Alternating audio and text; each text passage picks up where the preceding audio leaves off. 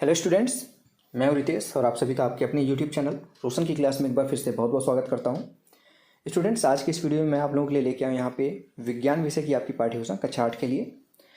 तो यहाँ पे डिटेल में यहाँ पे आप लोगों को यहाँ पे विज्ञान विषय की पाठ्य योजना दिखाई जाएगी। एक एक पॉइंट आप लोगों को यहाँ पे डिटेल में बताई जाएगी, कौन सी चीज़ क्यों लिखी जाती है। तो ध्यानपूर्वक देखिएगा अगले 8-10 मिनट की जो वीडियो है उसको। और अगर आप लोग हर दिन नए नए विषयों की यहाँ पे सभी विषयों की पाठ्य योजना आपको प्रोवाइड की जाती है, चाहे वो विज्ञान हो, चाहे वो गणित हो, सामाजिक विज्ञान हो, इतिहास, भूगोल, उसमें जो नागरिक शास्त्र है, चाहे आप लोग गृह विज्ञान की पाठ्य योजना देखना चाहें, कंप्यूटर की देखना चाहें, किसी भी विषय की, इंग्लिश से लेके A to Z जितने भी विषय हैं, आप सभी को सभी विषयों की पाठ्य योजना यहाँ पे रोशन की क्लास यूट्यूब चैनल पे मिल जाएंगी। आपको सिर्फ एक छोटा सा काम करना है, प्लेलिस्ट में जाना है, रोशन की क्लास यूट्यूब चैनल पे जाना है, उसके प्लेलिस्ट पे जाना है और जिस विषय की आपको पाठ्य योजना देखनी है उस विषय की प्लेलिस्ट में जाके आप देख सकते हैं।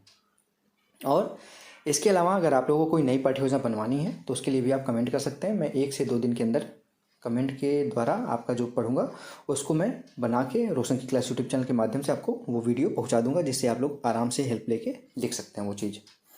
और PDF अगर चाहिए तो आप लोग रोशन की क्लास टेलीग्राम चैनल या फिर जो रोशन की क्लास व्हाट्सएप नंबर है उससे आप प्राप्त कर सकते हैं PDF बिल्कुल फ्री में।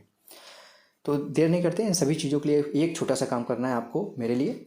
रोशन की क्लास यूट्यूब चैनल को सब्सक्राइब कर लीजिए, इसी वीडियो के नीचे सब्सक्राइब बटन है और बेल आइकन दबा के रखिए। मेरे लिए ही नहीं है, ये आपके लिए भी है। कभी वीडियो मैं अपलोड करूँ आप लोगों की हेल्पफुल वीडियो तो उसके बारे में आपको पता चलता रहेगा इससे। तो देर नहीं करते, चलिए स्टार्ट करते हैं वीडियो। जिस पेज से आप पाठ्य योजना बनाना स्टार्ट करेंगे उसके बीचों बीच इस तरीके से पाठ्य योजना संख्या लिखनी होती है। फिर उसके बाद आपको विद्यालय का नाम लिखना है जिस विद्यालय में आप पाठ्य योजना पढ़ाने के लिए जाएंगे। नेक्स्ट आपका कक्षा 8वीं दिनांक यहाँ पे लिखना है, यानी कि डेट लिखनी है, जिससे ये पता चलता है कि इस डेट में आपने कौन सी पाठ्य योजना बनाई है। विषय सामान्य विज्ञान का है। कालांश यहाँ पे लिखना है। कालांश का मतलब होता है पीरियड की नंबरिंग करनी होती है। कालांश को ही चक्र कहते हैं, कहीं पे कालांश कहते हैं। तो जो भी आपके कॉलेज वाले कहें उसको लिखिएगा।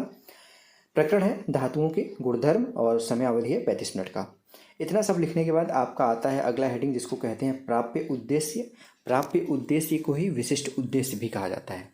तो विशिष्ट उद्देश्य का मतलब होता है कि इसमें आपका जो टॉपिक है धातुओं के गुणधर्म, इसको पढ़ाने के बाद बच्चों को आप क्या सिखाना चाहते हैं उसके बारे में कम से कम 3 से 4 पॉइंट, मैक्सिमम 8 से 10 पॉइंट लिखना होता है।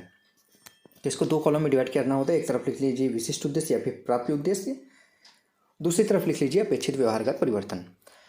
इसमें पहला हेडिंग है ज्ञानात्मक उद्देश्य।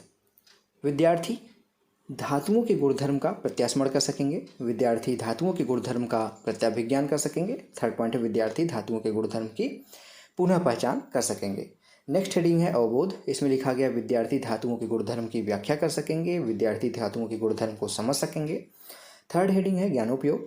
विद्यार्थी धातुओं के गुणधर्मों से संबंधित जानकारी द्वारा समाज को लाभान्वित कर सकेंगे। सेकेंड पॉइंट है विद्यार्थी धातुओं के गुणधर्म से संबंधित ज्ञान का प्रयोग नवीन परिस्थितियों में कर सकेंगे। चौथा हेडिंग है यहाँ पे देखेंगे आप, फोर्थ हेडिंग है कौशल।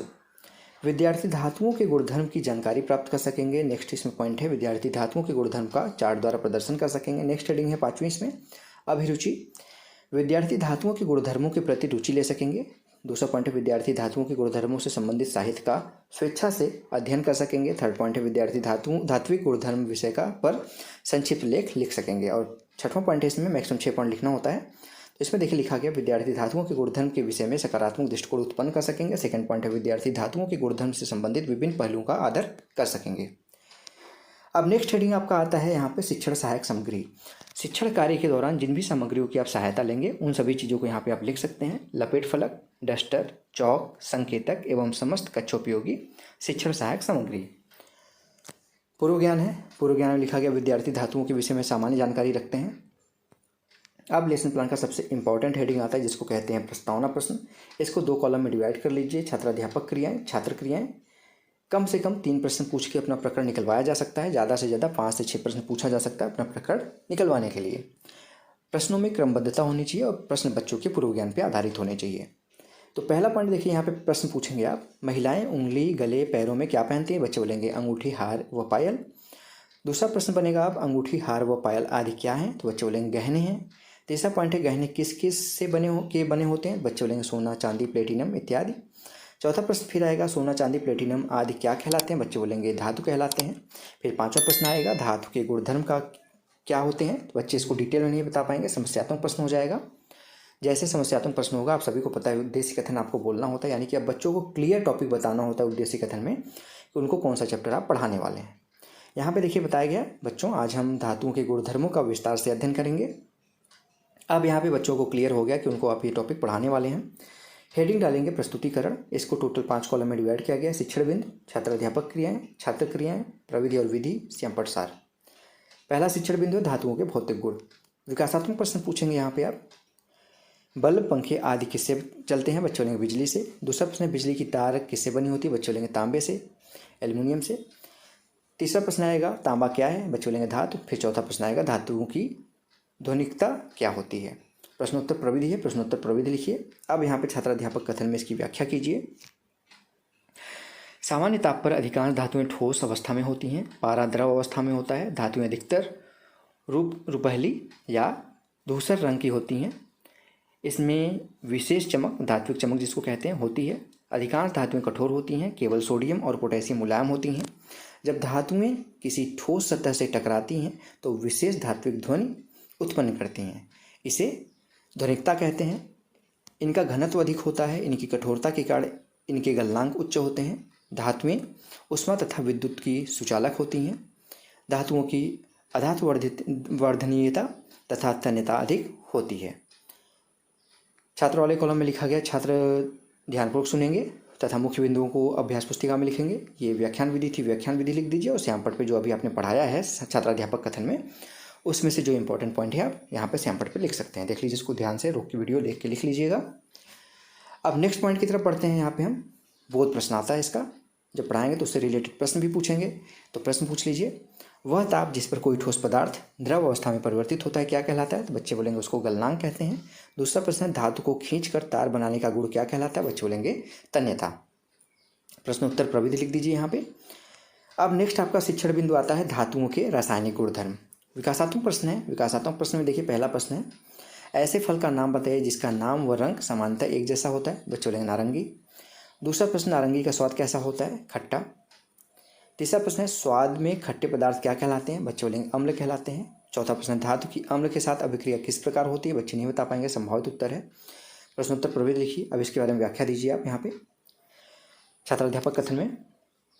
धातुओं के वे गुणधर्म जिसमें रासायनिक अभिक्रिया होती है रासायनिक गुणधर्म कहलाते हैं। धातुएं वायु की ऑक्सीजन के साथ रासायनिक संयोग कर उसके ऑक्साइड बनाती हैं। अधिकांश धातुएं जल के साथ अभिक्रिया करके धात्विक हाइड्रोक्साइड तथा हाइड्रोजन गैस उत्पन्न करती हैं। सोडियम धातु अत्यधिक क्रियाशील होती है, उसे केरोसिन में डुबो कर रखा जाता है। धातुएं अम्ल के साथ अभिक्रिया कर हाइड्रोजन गैस बनाती हैं। छात्र वाले कलम में सेम चीज़ लिखेंगे, व्याख्यान विधि लिख दीजिए और यहाँ से जो इंपॉर्टेंट पॉइंट है उसको श्यामपट पे लिख लीजिएगा। ठीक है। अब यहाँ पे आता है बोध प्रश्न फिर से, मैग्नीशियम की ऑक्सीजन के साथ अभिक्रिया से क्या होता है बनता है? बच्चे बोलेंगे मैग्नीशियम ऑक्साइड। दूसरा प्रश्न, सोडियम धातु को जल के संपर्क में लाने पर क्या होता है? बच्चे बोलेंगे तीव्रता से अभिक्रिया होती है। प्रश्नोत्तर प्रविधि लिख दीजिए। अब तीसरा यहाँ पे शिक्षण बिंदु है धातुओं के उपयोग। विकासात्मक प्रश्न है, रोटी सामान्यतः किसके साथ खाई जाती है? बच्चे बोलेंगे सब्जी के साथ। सब्जी किसमें परोसते हैं? बच्चे बोलेंगे कटोरी थाली आदि में। तीसरा प्रश्न, कटोरी थाली चम्मच गिलास आदि को सामान्यतः क्या कहते हैं? बच्चे बोलेंगे बर्तन। चौथा प्रश्न है, बर्तन बनाने के लिए धातुओं का प्रयोग क्यों किया जाता है? बच्चे नहीं बता पाएंगे, हो सकता है कोई बच्चा बताने की कोशिश करे, संभावित उत्तर हो जाएगा। अब इसकी व्याख्या करेंगे आप। धातुएं उष्मा की सुचालक होती हैं, अतः इनका प्रयोग बर्तन बनाने के लिए किया जाता है। बिजली के उपकरण, रेडियो, विद्युत वाहन, तार, फ्रिज आदि के मुख्यतः तांबे के तारों का उपयोग किया जाता है। छात्र वाले कॉलम में लिखा गया, छात्र ध्यानपूर्वक सुनेंगे तथा मुख्य बिंदु को अपनी अभ्यास पुस्तिका में लिखेंगे। व्याख्यान विधि थी, विधि वाले कॉलम में लिख लीजिए और श्यामपट पे आप जो इंपॉर्टेंट पॉइंट अभी आपने पढ़ाया है उसके बारे में लिख सकते हैं।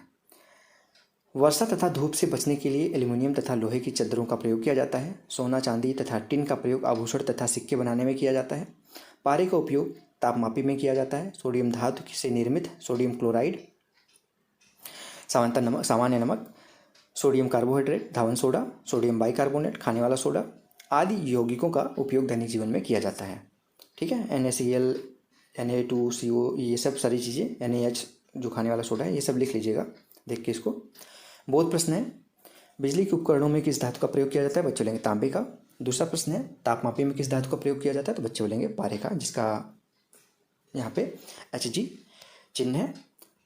प्रश्नोत्तर प्रविधि लिखिए। अब यहाँ पे प्रस्तुतिकरण समाप्त होता है, आपका आता है मूल्यांकन प्रश्न। मूल्यांकन प्रश्न में देखिए पहला प्रश्न है, निम्न में से ऊष्मा का सर्वोत्तम चालक है। तो एल्युमिनियम है, सोना है, चांदी है, लेड है, आपको बताना है। दूसरा प्रश्न है, धातुओं की सतह डैश डैश डैश होती है, चमकदार या फिर मलिन। तो आप सभी को पता है चमकदार होती है। तीसरा प्रश्न, धातुएं जल के साथ रासायनिक अभिक्रिया नहीं करती हैं, सत्य है या असत्य है। चौथा प्रश्न है, सिक्का बनाने के लिए किस धातु का प्रयोग किया जाता है। और पांचवा प्रश्न है, धातुओं की अधातुवर्धनीयता से आप क्या समझते हैं। तो ये सारी चीज़ें आप एक बार पढ़ के जाइएगा, तभी आप अच्छे से बच्चों को पढ़ा पाएंगे कि अधातुवर्धनीयता क्या होती है, तन्यता क्या होती है, ठीक है, सबसे सर्वोत्तम चालक कौन है। ये सारी चीज़ें पढ़ के जाएंगे तभी आप अच्छे से वहाँ पे कॉन्फिडेंस होके पढ़ा पाएंगे। लास्ट हेडिंग आता है यहाँ पे गृह कार्य, यानी कि बच्चों को पढ़ा लिया आपने, अब इस बच्चों को यहाँ पे समापन करेंगे 1-2 प्रश्न देके घर से करके लाने के लिए। तो गृह कार्य में देखिए एक प्रश्न दिया गया, धातुओं के दैनिक जीवन में उपयोग लिख के ले आना है। लास्ट में पर्यवेक्षक टिप्पणी यहाँ पे करेगा और नीचे सिग्नेचर कर देगा। तो ये हो गया पूरा का पूरा लेसन प्लान कंप्लीट। आशा करता हूँ आप लोगों को आज की इस वीडियो से लाभ जरूर मिला होगा। लाभ मिला हो तो प्लीज़ इस वीडियो को लाइक करके कमेंट बॉक्स में ज़रूर बताइएगा कि आप लोगों को वीडियो कैसी लगी। जो भी बच्चा पहले कमेंट करेगा उसका नाम नेक्स्ट वीडियो में उसको थैंक यू बोला जाएगा। ये आज से मैं स्टार्ट कर रहा हूँ ये कार्य। जो भी बच्चा पहला कमेंट करेगा इस वीडियो पे, उस बच्चे का नाम नेक्स्ट वीडियो जो आएगी लेसन प्लान की उसमें उसको थैंक्स बोला जाएगा। ठीक है, चलिए इसको भी और इम्प्रूव कर देते हैं। जो बच्चे स्टार्टिंग पे जो कमेंट करेगा, दूसरा कमेंट, तीसरा का 3 बच्चों के नाम ले लूँगा मैं यहाँ पे। ठीक है, तो आप बताइएगा ये पहल कैसी है। आप लोगों को थैंक्स बोलने का ये एक तरीका है। तो रोशन की क्लास यूट्यूब चैनल को सब्सक्राइब कर लीजिएगा। आप लोग अगर शिक्षा जगत से जुड़े हुए कोई भी कोर्सेज कर रहे हैं, बीएड कर रहे हैं, बीटीसी कर रहे हैं, सुपर टेट की तैयारी कर रहे हैं, सीटेट की तैयारी कर रहे हैं, या फिर लेसन प्लान और माइक्रो लेसन प्लान की ज़रूरत है आपको, तो रोशन की क्लास यूट्यूब चैनल से जुड़ सकते हैं। बिल्कुल फ्री है। इसी वीडियो के नीचे सब्सक्राइब बटन उस पर क्लिक करके बस सब्सक्राइब करना है और बेल आइकन दबा के रखना है। तो स्टूडेंट्स मिलते हैं नेक्स्ट वीडियो में, तब तक के लिए आप सभी का बहुत बहुत धन्यवाद। जय हिंद, वंदे मातरम।